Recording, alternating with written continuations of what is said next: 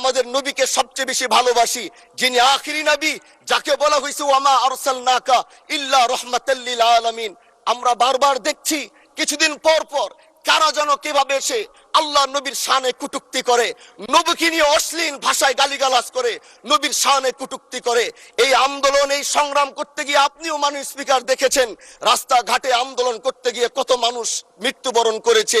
যদি একবার বাংলাদেশের আইনে, কারণ মুসলমান যদি আমাদের বাংলাদেশের পার্সেন্টেজ অনুযায়ী আমাদের অবশ্যই মুসলমানদের সংখ্যা এই দেশে অনেক বেশি।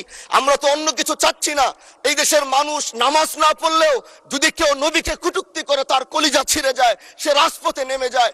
আমি বলবো যারা নবীকে কটূক্তি করে, নবীর নামে গালিগালাজ করে, এদের মৃত্যুদণ্ড, এই আইনটাও যেন বাংলাদেশের এই সংসদ থেকে পাশ করা হয়।